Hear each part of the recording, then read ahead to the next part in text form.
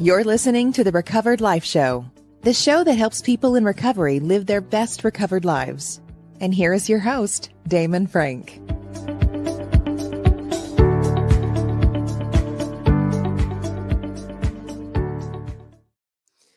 And welcome back to the Recovered Life Show. So good to be with you here today. I am so pleased to invite our guest on. And our guest is a very special person and is going to be talking about transformation in recovery. And I've been following this person for a while on TikTok, and I'm so glad that I was able to have her on the show because she's a very inspiring person.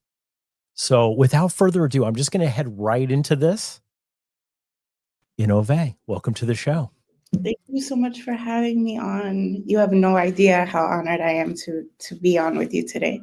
Well, we're more honored to have you on, and I am so thrilled that we can have this discussion. You know, typically we have a really kind of a firm topic that I usually want to do with people that I'm like, but for you, there was so much stuff because we've been following each other on our live streams for a while. And I know you were watching the show at some point, and I didn't know that you were. And it's been great to get to know you, but your story is so beneficial. So I want to dive into that because you just celebrated 10 years. Congratulations. You know, huge applause for that. And, you know, the journey that you've traveled and now you're working with other people is just absolutely amazing. Can you take us back to what the old you was like? Because I have a hard time seeing that. But it's true. At one point, you were not the person that's sitting in front of us. No. It's funny because in my day job, I actually work in the same environment that I used to do drugs in. I look out the window and it's very much a full circle moment because I will literally look out the window and I see there's a park that's across the street. And I used to sit in that park. I used to do some things in that park that I'm not proud of. And I would do drugs in that park. And to be on the other side as a social worker and looking and kind of seeing what I see now is just like, wow, you're back here, but you're now here to help other people. And I feel really honored because a lot of times when you're doing that, it can kind of trigger those feelings from the past. But I'm comfortable enough. But the person that I was once then, I was a mess. I was, definitely a work in progress, I guess, or a work in I was just stagnant. I was a liar. I was not trustworthy in any capacity of the word. And I never thought that I would accomplish anything. I had a lot of dreams and hopes, but I never thought that there would be anything that I could really aspire to have or obtain. I was just a mess. I was just a whole mess. I was like 110 pounds soaking wet, kind of like couch hopping. I remember even riding the trains because my mother was just like, I'm not dealing with this, rightfully so. I mean, how did you get there though? Because obviously it took a while to get there, right? Or did you immediately start using and get there? Because you obviously we don't, unless had parents that were addicted to drugs and were born with a physical addiction, we usually acquire it as we go through life. What happened there? So my parents were my father was an addict, mostly with alcohol, but to what I understand, he also used other substances like cocaine and other stuff he dibbled and dabbled in, but he wasn't like super dependent on it. My mother never had any addictions, but they were really great parents. They were pretty present. I had some stuff go on growing up, but as parents, they did their best. But initially what brought me into addiction was I have an autoimmune disease called Sjogren's syndrome, which is a little similar to lupus, and it causes a lot of joint pain. And I started seeing a pain management doctor, and they started to prescribe me Percocets, and it skyrocketed. it just went crazy after that. I became very dependent on the pain medication. I was at the end, so when I made the switch to start using drugs, I was taking 270 milligrams of OxyContin 3 times a day. And I was mixing it with like fentanyl. It was really bad. It was really, honestly, I do not know how I'm standing. So did it go like, because obviously we talk a lot about in Recovered Life about how, it's almost a hereditary and energetic disease. We get it from, we inherit that, right? This phenomenon of craving, all this other stuff. But so many people now, Ennovy, are talking about, it's not necessarily street drugs. Yeah. It's prescription drugs that get them onto street drugs. Did you just feel like the doctors were just like not present? They're just giving it to you and not seeing what's happening to you? Yes. So it was literally like you're going to the doctor to get your drugs. That's exactly how I felt after a while. And I could tell them this isn't working anymore. I'm still in pain. And they would be like, all right, we're just going to up your dose. And then they would just kind of keep increasing it or change it or give you like OxyContin with Percocet or oxycodone with Percocet. Like they were just mixing and interchanging. And it just got to a point where I was running out of my prescriptions and they actually started to kind of catch on to that. And I'm not sure how they do it in other states, but there's like it's been so long, but there's this list, like a FDA list. And because I was constantly running out of my prescription, I was flagged. When I was flagged on this list, that's when I was just like, okay, this isn't working anymore. They're not going to prescribe me anything else. So I need to figure something else out. And a friend of mine was like, well, heroin and cocaine are like the same thing. The only difference is that this is what I had in my head, but the only difference is really just that they're sold outside of, and the stigma. And I was like, all right, fine. So we're just going to start doing that. And it was significantly less expensive because I was still, even with the prescriptions, I was buying like on the street, I was buying pills. And the heroin and the cocaine was way less. I would interchange and intermix all of those things together. So it took some time to get there, but when it got there, it just spiraled out of control. It was really bad. When did you realize, because obviously you go there and sometimes it's I tell people with addictions, like sometimes you get to a point where there's stages of it, right? Where like, it's like a train. I said, the door opens, you can get off, but you choose not to. And you go, and then each stop is worse and worse and worse till it gets to a place where you realize that you're not even making the decision to drink and use. You're just drinking and using. Do you remember that point when you had the realization that, oh my gosh, I'm not in control here of this. This is in control of me?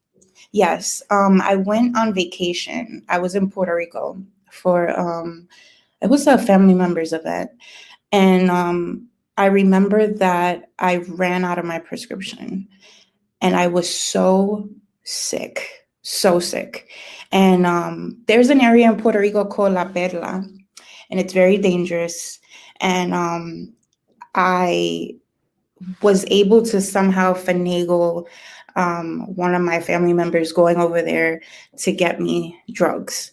And that's when I realized that this is completely out of control, and that I can't just stop, because if I stop, I'm going to be sick. And I remember laying in bed waiting for them to bring me this. And I felt such shame. And then in the process, my aunt had called me, and nobody knew what was going on with me, but my aunt had called me and she was like, oh, I actually have some Percocet from my surgery. Like, she thought she was being helpful. She didn't know that I was dependent on this. And she ended up giving it to me. And obviously I felt a lot better.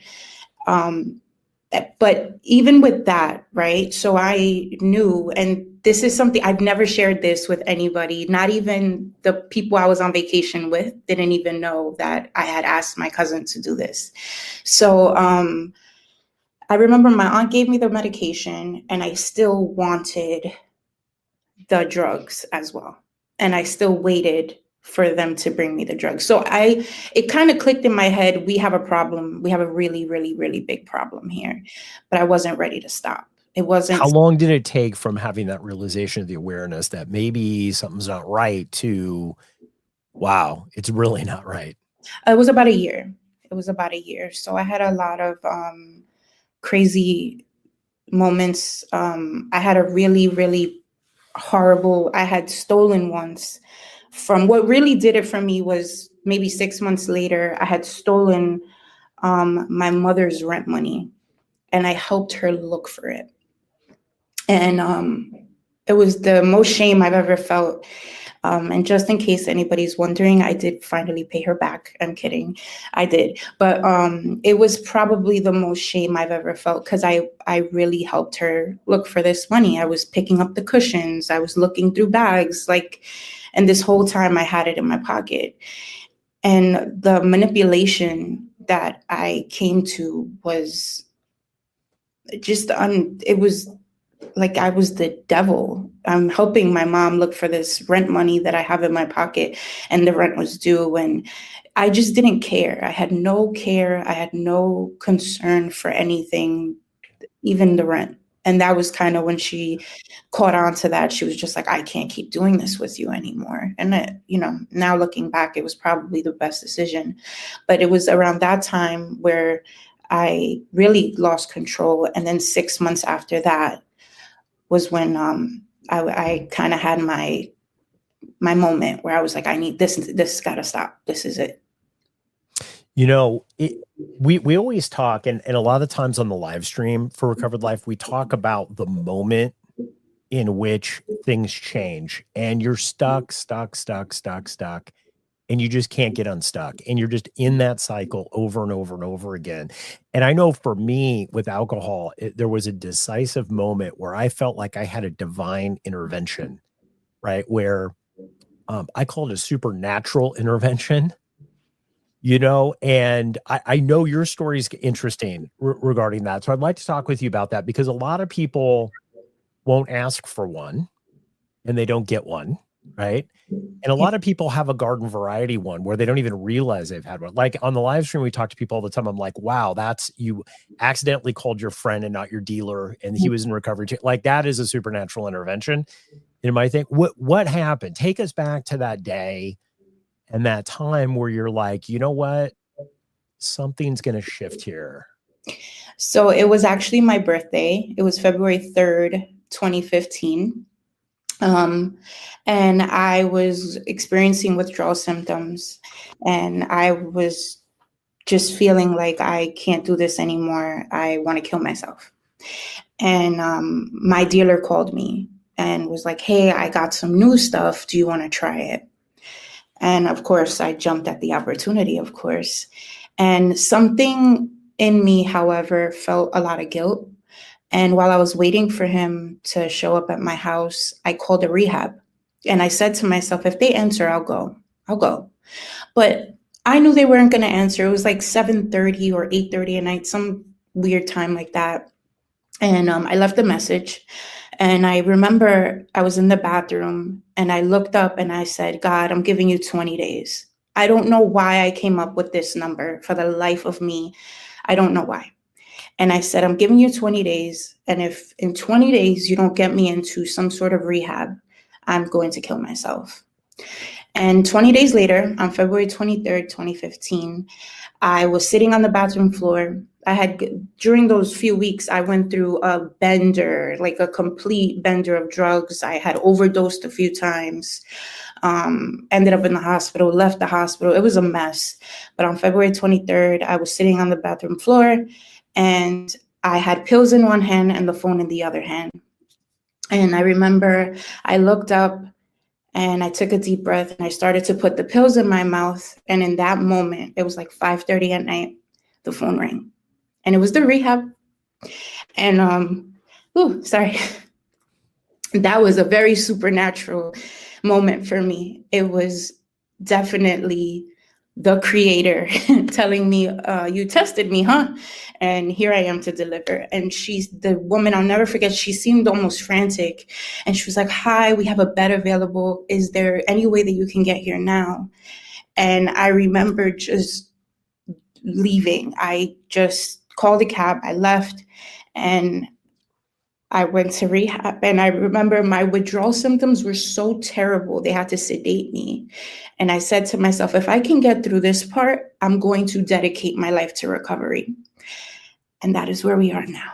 That is so amazing. You know, isn't it weird, because the 10-year sober you looks back on that, and doesn't it seem like you participated in it, right? Like, yes, you were there, you drove you answered the phone, you bought the pills, you participated in it, but something else was going on at the same time that you weren't necessarily participating. Like, it was taking you to where you needed to be. And it's almost a surrealistic experience looking back, because you're like, logically, this makes no sense. And I hear this a lot from people who need help. They're like, well, logic, it's just not going to happen. I got the dogs. I can't leave my job, right? I can't do all this other stuff. And I said, there is a way that will happen that won't involve you figuring it out. Right. Right. Because I look back at that day and I feel like I was watching a movie. I didn't even feel myself moving. I didn't feel myself going. Somehow I ended up there at the rehab. Somehow I was filling out forms. Somehow somebody was telling me it's going to get better. And then somehow 28 days later, I was leaving the rehab. It was just like, I can't even tell you what I felt in the moment, because I just felt like I was watching myself do this. Almost like the creator was just kind of moving me through this process, and like knowing that there was no way that I can do this on my own, and I really had to depend on something outside of myself, because the addiction was so bad. But yeah, I agree. You know what? It's like, I think people feel, and I'd love your thoughts on this, because I think people feel that they have to figure it all out. That on their own mental capacity, once they can put that puzzle together, Ennovy, you know what I mean? Like, once they put it together, then they're going to be able to, and then they can arrange the people, places, and things together long enough, then they'll be able to do it. But it's so the opposite of that, isn't it? I mean, absolutely. Because honestly, it's in a moment where nothing is figured out at all, right? So everything is so messed up, but somehow or another, there are many people every day that find their way into recovery in a time and a place where everything is just so unraveled, and somehow or another, we figure it out and we put it back together again. And it doesn't happen overnight. It's just one step at a time, just sometimes 1 minute by minute. It is a minute by minute journey. I mean, okay, so now what? You're in this rehab. How do you become the person now who's working with other people that have addiction problems? Really, this as a career. Obviously, this was hard fought. Did you just go in and it just all clicked? Or did you have a hard time, like, having to recommit to surrendering over and over and over again, like many of us? I've always been someone that, well, in the past, my old self was someone who would start things and never finish them. And I think it's very ironic that I fell into addiction, because being in recovery is something that you do every day. You have to decide to do it, right? So you're never really going to finish it, because it's just something that happens all the time. So I always thought it was very ironic of me. So what happened was I started, I was very ashamed when I got out of rehab. I was I had a lot of shame. And one day I had entrusted someone, I kind of just was like, hey, this is what I went through. This is what happened. This is why I wasn't around. And I remember she looked at me and she's like, why are you not telling people about this? Like, do you understand how big of a deal this is? So I was just like, I'm just not ready. You know, I'm not sure. There's a lot of shame. I'm Hispanic. In the Hispanic community, there's a lot of shame with addiction. And it's crazy because it runs so rampant in minority communities. And I started to kind of be more open about it. And I started to share about it on social media. And people started to reach out to me and tell me, hey, I lost somebody in addiction, or this inspired my cousin to want to go to rehab. And it became like this kind of ball. Initially, when I first started my career, I was working with children with disabilities. And as time went on, I still work with the youth, but young men coming in and out of jail, and also working with the justice system. But if they have addiction, I'm able to connect them to various services and work with them one-on-one. So it just kind of like was slow built. But as I started to share more about it within my jobs and then within the social media, it kind of just took off. And now what we do is we do live streams, of course, on TikTok. And people will connect with me and ask me to connect them to different rehabs. I actually have a young lady going into a rehab today. And to date, we've been able to help 75 people outside of the regular job. Yeah. So it's been a journey, and it was a slow journey because it took a lot of convincing of myself that it was okay to share this. There's no shame in this. Addiction is a disease of the mind, the body, the soul, the spirit, you know, and there's no shame in it. And I started sharing about it, and we're helping others now. That's amazing. That's amazing. I mean, you know, I think a lot of people, there is a lot of shame in addiction because you don't want to feel that you're different from other people, right? And a lot of people think still in 2025 that addiction is some sort of moral issue. It's some sort of character issue, right? And I think a lot of it is because what we sometimes have to do in addiction when we're there, and everybody has a bad experience, it seems like, with somebody who's been an alcoholic or addicted to drugs. So I kind of understand it on a superficial level, but there's so much more going on with people that have addiction. I'd love for you to jump in here about the transformation, because I think a lot of people, you know, you're working with other people and obviously you see that they can transform. We were just talking about this before, and we'll talk a little bit about on the after the show about sometimes, like, you know, I can see it sometimes. Like when I'm working, I see it. It's right there. Like I see where the healing is for them, that you just have to make that step through recovery. Did you feel, because obviously it was a journey to get to where you are. It just didn't happen in 5 minutes. Right. Were there times where you thought, well, you know what? It's just not going to work out for me. Like maybe, okay, I got sober, but I'm miserable, but maybe that's it. Like what I call, it's like grace ran out. You know what I mean? Right. Like grace ran out. What did you do in those moments? Did you have any moments like that? I keep myself really busy, but yes, I definitely did. I remember once, I think it was when my father passed away,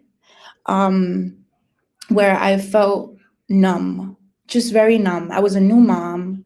I just felt like life was a roundabout, and that's where some of the suicide ideation came back, and I kind of played with the idea. I think a lot of it had to do with maybe some postpartum I was going through, but when my father passed away, I just felt like I lost my best friend. And that was when I really had to hone in, because I did feel the cravings kind of kicking back in. And being a new mom, I knew I would be able to get the medication again. I knew that I can somehow manipulate a doctor and get the prescriptions again. And I had to definitely connect with my therapist, let my therapist know, hey, this is what I'm feeling. I had to be very honest with myself first. And I also had to be very honest with my therapist and let him know, like, this is something I'm really struggling with. And we kind of had to take some steps back to go forward. But I think that was probably the most difficult moment that I experienced while in sobriety, for sure. Yeah.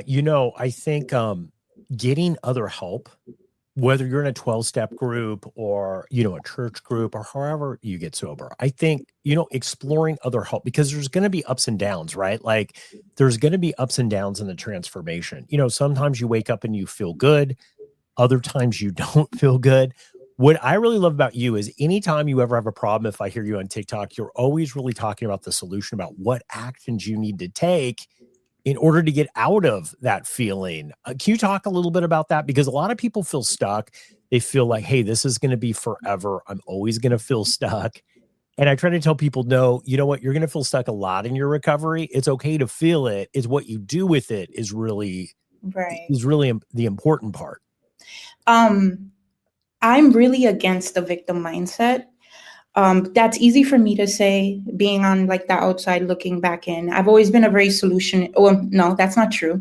I was going to say I've always been a solution oriented person, but I wasn't. I think that I've made a decision to be a solution oriented person. It was a choice I had to make. Like people say like happiness is a choice, and I believe that too. Like you have to make the decision to want these things. So for example, with happiness, you're not always going to feel happy, but I think that you have to make the decision to always work on the aspects of your life to make yourself happy, or do things that give you joy, or give you purpose, just give you purpose. So I just feel that when it comes to life, you have to want to be okay. Because again, you're not always going to be happy. You're not always going to be excited about things.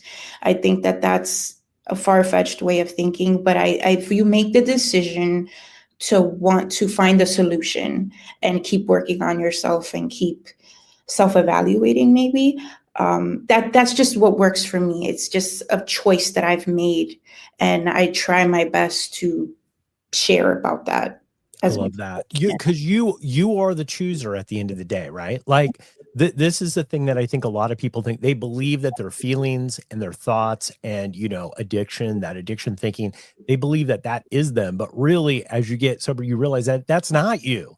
At all. That's not you. And you have the power to choose what you want to do. Right. You don't have to listen to those voices that are in there. And I think also learning that I'm in control, right? So I am completely in control of every aspect of my life. And there's a lot of purpose and power in that when you're able to say, like, I'm in control. This may hurt. This experience may hurt, that I'm going to choose to not use drugs anymore, right? So the pain may be going through withdrawal symptoms, having to go to therapy and hear things that you don't want to hear, or, you're going to be presented with yourself for sure. And that can be really uncomfortable.